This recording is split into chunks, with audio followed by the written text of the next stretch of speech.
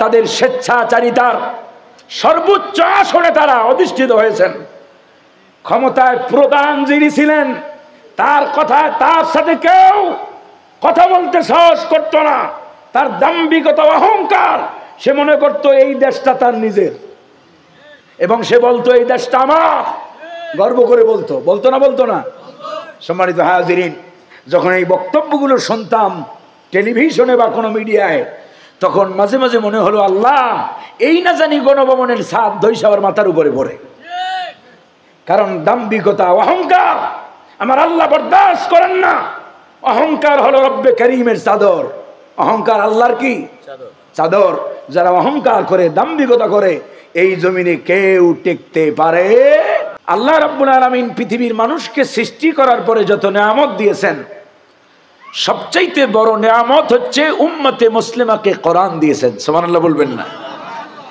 আল্লাহ রাব্বুল আলামিন বিশ্বনবীকে কোরআনে কারীম দিয়া আল্লাহ রাব্বুল আলামিন বিশ্বনবীকে আল্লাহ তাআলা বললেন, কিতাবুন আনজালনাহু ইলাইকা লিতুখরিজান নাসা মিনাজ যুলুমাতি ইলান নূর।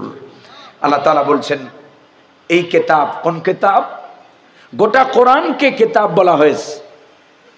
গোটা কোরআনের ভিতরে 114টি সূরা আছে। কয়টা সূরা? 114টি সূরার প্রতিটি সূরা, প্রতিটি আয়াত, এর প্রতিটি বাক্য, এর প্রতিটি শব্দ, এর প্রতিটি হরফ এক একটা কিতাব। সুবহানাল্লাহ বলবেন না? আল্লাহ রাব্বুল আলামিন বলেন, নবী আমার, এই কিতাব আমি আপনার প্রতি নাজিল করেছি, অবতীর্ণ করেছি। কিতাবুন আনজালনাহু ইলাইকা লিতুখরিজান নাসা মিনাজ যুলুমাতি ইলান নূর। আল্লাহু আকবার। এই কিতাব আপনাকে দিয়েছি এই জন্যে, লিতুখরিজান নাস। এখানে অনেক ওলামায়ে কেরাম আছেন, মাদ্রাসার প্রিন্সিপাল হুজুর আছেন। আল্লাহ রাব্বুল আলামিন বলছেন লিতুখরিজান নাস। নাসের আগে একটা আলিফ লাম আছে। এই আলিফ লামটাকে আরবি গ্রামারে জিনস আল ইস্তিগরাক বলা হয়। আল্লাহ রাব্বুল আলামিন বলেন, এ কোরআন আমি নাজিল করেছি শুধু মুসলমানদের জন্য নয়, এ কোরআন দিয়েছি তামাম পৃথিবীতে যারা মানুষ বলে পরিচয় বহন করে, যারা এই মানুষ, তাদের জন্য এসেছে কোরআন। সুবহানাল্লাহ বলবেন না? এই পৃথিবীতে শুধু মুসলমানদের জন্য কোরআন আসে নাই, কোরআন আসছে পৃথিবীর সমস্ত মানব গোষ্ঠী, মানব সভ্যতার কল্যাণের জন্য, মানুষের হেদায়েতের জন্য আল্লাহ তাআলা দিয়েছেন কোরআন। আল্লাহ তাআলা বলেন লিতুখরিজান নাসা মিনাজ যুলুমাতি ইলান নূর। নবী আমার, এই কিতাব আমি আপনার প্রতি নাজিল করেছি, অবতীর্ণ করেছি, রিভিল করেছি এই জন্যে যেন এই কিতাব দিয়া তাম পৃথিবীর মানব গোষ্ঠীকে, মানব জাতিকে সকল ধরনের চলমান সকল অন্ধকার থেকে বের করে আলোর রাস্তা দেখাতে পারেন। সুবহানাল্লাহ। এ কোরআন যখন নাজিল হয়, সেই সময়টাকে ইংরেজিতে বলা হয় এজ অফ ইগনোরেন্স, আরবিতে বলা হয় আইয়ামে জাহেলিয়া।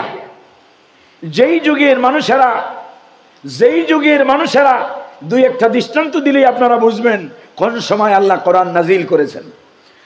যেই যুগের মানুষেরা নিজের স্ত্রীকে পুত্র সন্তান ধারণের জন্য পর পুরুষের কাছে রেখে আসতো, যেই যুগের মানুষেরা নারীর সম্মান দিত না, নারীর মর্যাদা দিত না, এমনকি যেই যুগের মানুষেরা কন্যা সন্তান ভূমিষ্ঠ হলে পরে জীবন্ত হত্যা করত, জীবন্ত মাটির ভিতরে গেড়ে দিত, কবরস্থ করত, সেই রকম একটা ভ্রষ্ট যুগে আল্লাহ তাআলা বিশ্ব নবীকে কোরআনের মতো একখানা কিতাব দিয়া বললেন, নবী আমার, এই নেন কিতাব দিলাম এই উদ্দেশ্যে যেন চলমান সকল সংকট থেকে মানুষগুলোর মুক্তি দিয়া কল্যাণের রাস্তা, জান্নাতের রাস্তায় যেন বের করতে পারেন। লম্বা ভূমিকায় আমি যাব না। বিশ্ব নবী সাল্লাল্লাহু আলাইহি ওয়াসাল্লাম তদানীন্তন সমাজের মানুষগুলোকে পরিবর্তনের জন্য কোরআন নাজিলের পূর্বেও তিনি 15টা বছর আন্দোলন করেছেন। কত বছর? 15 বছর হিলফুল ফুজুলের মাধ্যমে মুহাম্মদুর রাসূলুল্লাহ সাল্লাল্লাহু আলাইহি সাল্লাম সেই সমাজের ভিতরে আলো জ্বালানোর জন্য, পথভ্রষ্ট মানুষগুলোকে পথের দিশা দেওয়ার জন্য তিনি কাজ করেছেন। 1 বছর 2 বছর নয়, 15 বছর। কত বছর? কিন্তু 15 বছর কাজ করার পরেও তিনি সফল হতে পারেন নাই। কেন পারেন নাই? কোরআনে আল্লাহ তাআলা জানাই দিয়েছেন। আল্লাহ রাব্বুল আলামিন বলেন, নবী আমার এই যে 15টা বছর কষ্ট করেছেন, সাধনা করেছেন, চেষ্টা করেছেন, কিন্তু সফল আপনি হতে পারেন নাই। কেন তা কি আপনি জানেন? সফল না হওয়ার কারণ হলো মা কুনতা তাদরি মাল কিতাবু ওয়ালাল ঈমান। এই 15 বছর আপনি জানতেন না কিতাব কি জিনিস। What is the guide book, what is the constitution, সংবিধান কি জিনিস, সাংবিধানিক জ্ঞান আপনার ছিল। ওয়ালাল ঈমান, ঈমানের ট্রেনিং আপনার ছিল না। ঈমান এবং সাংবিধানিক জ্ঞান, ঈমান এবং কিতাবের ইলম না থাকার কারণে আপনি আন্দোলন করেছেন ঠিক, কিন্তু আপনার আন্দোলন সফল হতে পারে। 40 বছরের সময় ওই আন্দোলনের বয়স যখন 15, রাসূলুল্লাহর বয়স যখন 40 হয়ে গেল, আল্লাহ রাব্বুল আলামিন বিশ্বনবীকে কোরআন দিয়ে দিলেন। কোরআন দিয়া বিশ্বনবীকে বললেন, নবী আমার 15 বছর সাধনা করেছেন, কষ্ট করেছেন, সফল হতে পারেন নাই। এই নেন, এবার এই কিতাব দিলাম। কিতাবুন আনজালনাহু ইলাইকা লিতুখরিজান নাসা মিনাজ যুলুমাতি ইলান নূর। এই নেন কিতাব। 40 বছরে কিতাব পেলেন। 40-এর পরে 63 বছর পর্যন্ত কত বছর হয়? 23। Only 23 years. মাত্র 23 বছরের ব্যবধানে মুহাম্মদুর রাসূলুল্লাহ সাল্লাল্লাহু আলাইহি ওয়াসাল্লাম এই কোরআনের ভিত্তিতে একটি আদর্শ সমাজ, একটি আদর্শ জাতি এবং একটি আইডিয়াল স্টেট, একটি আদর্শ রাষ্ট্র তিনি গঠন করেছিলেন। ঠিক কি না? এমন একটি সমাজ তৈরি করে নেন, এমন একটি জাতি গঠন করে নেন, এমন একটি স্টেট, আইডিয়াল স্টেট তিনি কায়েম করলেন, যেইখানে কোনো দুর্নীতি ছিল না, স্বেচ্ছাচারিতা ছিল না, যেখানের মানুষের উই ওয়ান্ট জাস্টিস বলে স্লোগান দিতে হয় নাই, সমান অধিকার চাই, ন্যায্য অধিকার চাই এই বলে কোনো স্লোগান দিতে হয় নাই। এই কোরআনের মাধ্যমে বিশ্বনবী সাল্লাল্লাহু আলাইহি ওয়াসাল্লাম সমাজে এমন আমূল পরিবর্তন তিনি আনেন। মাত্র 23 বছরের ব্যবধানে বিশ্বনবী সাল্লাল্লাহু আলাইহি ওয়াসাল্লাম কোরআন দিয়া রাষ্ট্র কায়েম করেন। সুবহানাল্লাহ।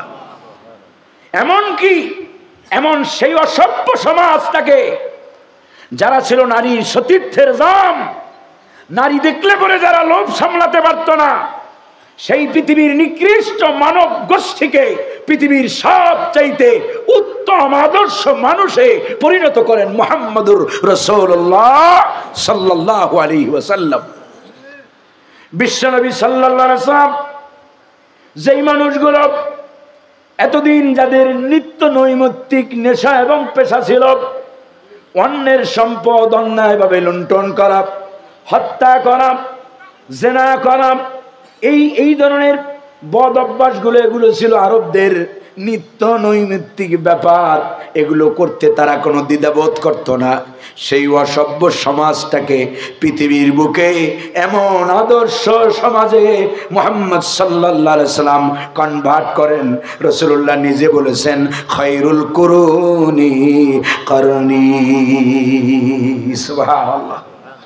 শেষ জীবনে এসে আমার নবী নিজে বললেন, খায়রুল কুরুনি করনি, সর্বশ্রেষ্ঠ যুগ আমি নবী মুহাম্মদুর রাসূলুল্লাহ সাল্লাল্লাহু আলাইহি ওয়াসাল্লামের যুগ। কোরআনের মাধ্যমে আদর্শ সমাজ তৈরি হয়ে গেল। আদর্শ জাতি গঠিত হয়ে গেল। রাসূলুল্লাহ ওয়াফাতের পরে সাহাবায়ে কেরাম রিদওয়ানুল্লাহি তাআলা আলাইহিম আজমাইন এই কোরআনের ভিত্তিতে সাহাবায়ে কেরাম শাসন করেছেন 30 বছর। কত বছর? এই 30 বছরে পৃথিবীর কোন মুসলমানকে উই ওয়ান্ট জাস্টিস, আমরা ইনসাফ চাই, ন্যায় বিচার চাই বলে স্লোগান দিতে হয় নাই। কোরআন অটোমেটিক ইনসাফ কায়েম করে দিয়েছে, ঠিক কি না? পৃথিবীতে আজকে দেখেন না, আমাদের এই 24-এর আন্দোলনের ছেলেদের স্লোগান ছিল উই ওয়ান্ট জাস্টিস, ঠিক কি না? কারণ সমাজে ইনসাফ ছিল না। সমাজে কি ছিল না? ইনসাফ ছিল না। সমাজের ভিতরে দুর্নীতি, কদাচারিতা, স্বেচ্ছাচারিতা, অন্যায়, জুলুম, জাহিলিয়াতকেও হার মানাইছে, ঠিক কি না? দিনে দুপুরে প্রকাশ্যে মানুষদেরকে গলা কেটে জবাই করা হয়েছে। স্বামীর কাছ থেকে স্ত্রীকে ছিনতাই করে নিয়ে বিশ্ববিদ্যালয়ের মতো জায়গায় ধর্ষণ করা হয়েছে, ঠিক কি না? সম্মানিত হাজিরিন, আল্লাহ রাব্বুল আলামিন বরদাস্ত করেন নাই। যারা ক্ষমতায় ছিলেন তারা তাদের স্বেচ্ছাচারিতার সর্বোচ্চ আসনে তারা অধিষ্ঠিত হয়েছেন। ক্ষমতায় প্রধান যিনি ছিলেন তার সাথে কেউ কথা বলতে সাহস করত না। তার দাম্ভিকতা, অহংকার, সে মনে করত এই দেশটা তার নিজের, এবং সে বলতো এই দেশটা আমার, গর্ব করে বলতো না? সম্মানিত হাজিরিন, যখন এই বক্তব্যগুলো শুনতাম টেলিভিশনে বা কোনো মিডিয়ায়, তখন মাঝে মাঝে মনে হলো আল্লাহ, এই না জানি গণভবনের ছাদ ধৈর্যের মাথার উপরে পড়ে। কারণ দাম্ভিকতা, অহংকার আমার আল্লাহ বরদাস্ত করেন না। অহংকার হলো রব্বে করিমের চাদর। অহংকার আল্লাহর কি চাদর। যারা অহংকার করে, দাম্ভিকতা করে, এই জমিনে কেউ টিকতে পারে। ফেরাউন দাম্ভিকতা করেছিল, অহংকার করেছিল। ফেরাউন অহংকারী করে, ফেরাউন নিজেকে আল্লাহ দাবি করেছিল। ফেরাউন বলেছিল মুসা আবার কিসের ইলাহের দাওয়াত দেয়, আনা রব্বুকুমুল আ'লা, আমি তো সব চাইতে বড় রব, আমি তো সব চাইতে বড় ইলাহ। আল্লাহ রব্বুল আলামিন বরদাস্ত করেন নাই। মুসা আলাইহিস সালামকে শয়তান ফেরাউন যত বাধা বিপত্তি, কত ষড়যন্ত্র, কত চক্রান্ত করেছে, কোন ষড়যন্ত্র চক্রান্ত মুসা আলাইহিস সালামকে দিন প্রতিষ্ঠা থেকে বিরত রাখতে পারে নাই। সর্বশেষ মুসা আলাইহিস সালামকে তাড়ায় দেওয়ার জন্য ফেরাউন এবং তার দলবল সহ সমুদ্রের কাছে পর্যন্ত নিয়ে গেছে, ঠিক কিনা? আল্লাহ রাব্বুল আলামিন তার দিনকে বিজয় করবেন। মুসা আলাইহিস সালামকে সমুদ্রের পাশে, মুসা আলাইহিস সালাম সমুদ্রের কাছে যখন চলে গেলেন, মুসা আলাইহিস সালামের সঙ্গী সাথীরা বলতেছে, ইয়া মুসা ইন্না লামুদরাকুন। ও মুসা, মুসা আলাইহিস সালামের সঙ্গী সাথী, কম্পানিয়ান যারা ছিলেন, সাহাবী যারা ছিলেন, তারা বললেন, ও মুসা, আমরা তো পাকড়াও হয়ে গেলাম ফেরাউনের কাছে, আমরা তো শেষ হয়ে গেলাম, এই বুঝি আমাদের জীবন শেষ। মুসা আলাইহিস সালাম আল্লাহর পয়গম্বর, মুসা আলাইহিস সালাম আল্লাহর পয়গম্বর। মুসা আলাইহিস সালাম হতাশ হন নাই, নিরাশ হন নাই। মুসা আলাইহিস সালাম বললেন, কাল্লা ইন্না মা'য়া রাব্বি সায়াহদিন, কঠিন কালেও নয়, আমার রব আমার সাথে আছেন, তিনি আমাদেরকে রাস্তা দেখাইয়া দেবেন। সুবহানাল্লাহ বলবেন না? নবীদের ঈমান কত মজবুত ঈমান! নবীরা অল্পতে চইলে পড়ে না, নবীরা কখনো হতাশ হয় নাই, নবীরা কখনো দুশ্চিন্তায় ভোগে নাই, নবীরা কখনো ফ্রাস্ট্রেটেড হয়। আল্লাহ তাআলা মুসা আলাইহিস সালাম রে বাঁচাইয়া দিয়েছিলেন, ঠিক কি না? আর ফেরাউন রে যেই সমুদ্র মুসা আলাইহিস সালামকে পার করে ওপারে দিয়েছে, ওই সমুদ্র সলিল সমাধি হয়ে গেছে ফেরাউনের জন্য, ঠিক কি না? আমার দেশেও যিনি ছিলেন, তিনি এত অত্যাচার, এত জুলুম করলেন, সর্বশেষ যাওয়ার 3 দিন আগে এদেশের বৃহত্তম ইসলামী আন্দোলনকে বন্ধ করে দেওয়ার জন্য সকল ষড়যন্ত্র তিনি করলেন, ঠিক কি না? ভাইরা আমার, মানুষ কেমনে দমাবেন, কেমনে? ইসলাম এইভাবে কেউ শেষ করতে পারে নাই, কোনদিন পারবেও। যেই দলটারে 3 দিন আগে শেষ করলেন, ব্যান করে দিলেন, আপনি সব আইন আদালতের মাধ্যমে অপব্যবহার করে সেই দেশ থেকে 3 দিনের মাথায় আপনাকে আপনার সব সাজানো ফুল বাগান, আম বাগান, গাছ বাগান, সব বাগান ফেলে দিয়ে আপনাকে চলে যেতে হয়েছে, ঠিক কিনা? সম্মানিত হাজিরিন, শিক্ষা নেন। তো যাই হোক, মুহাম্মদুর রাসূলুল্লাহ সাল্লাল্লাহু আলাইহি ওয়াসাল্লাম তিনি এই কোরআনের ভিত্তিতে আদর্শ সমাজ তৈরি করেছিলেন, আদর্শ জাতি তিনি সাজাইছিলেন। আজ পৃথিবীতে আমরা সব পৃথিবীর সমস্ত দেশে স্লোগান হয় আমরা ইনসাফ চাই। বিশ্বাস করেন ভাইয়েরা আমার, কাপাসিয়ার মুসলমানেরা, এই পৃথিবীতে আল্লাহর কোরআন ছাড়া ইনসাফ কায়েম করা যায় না, যায় না, যায় না, ঠিক কিনা? পৃথিবীতে ন্যাশনালিজম দিয়ে, কমিউনিজম দিয়ে, সেকুলারিজম দিয়ে এই পৃথিবীর বুকে কেউ শান্তি প্রতিষ্ঠা করতে পারে? কিয়ামত পর্যন্ত কেউ পারবেও? শান্তি যদি প্রতিষ্ঠা কেউ করতে পারে, সেটা করেছেন মুহাম্মদুর রাসূলুল্লাহ। কোনো সন্দেহ আছে? কোনো সন্দেহ আছে? তাহলে আজ এই অশান্ত পৃথিবীকে শান্ত করার জন্য আমাদের মাঝে আজও কোরআন আছে না নাই? তাই কোরআনের তাফসীর শুরু করার আগে আপনাদের প্রতি উদাত্ত আহ্বান থাকবে, জীবনে যা করেছেন করেছেন, এবার আসেন তওবা করেন, ইস্তেগফার করেন।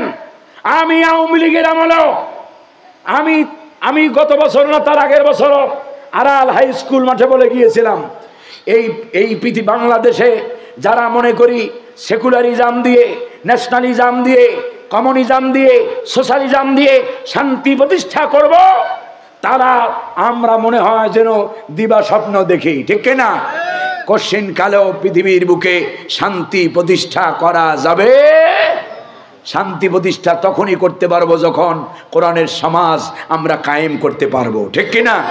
সব ভুলে গিয়ে আসুন, কোরআনের ছায়াতলে ঐক্যবদ্ধ হন, কোরআন প্রতিষ্ঠার আন্দোলনে ঐক্যবদ্ধ ভূমিকা রাখি। যারা অন্যায় করেছিলাম তওবা করেন, ফিরে আসেন।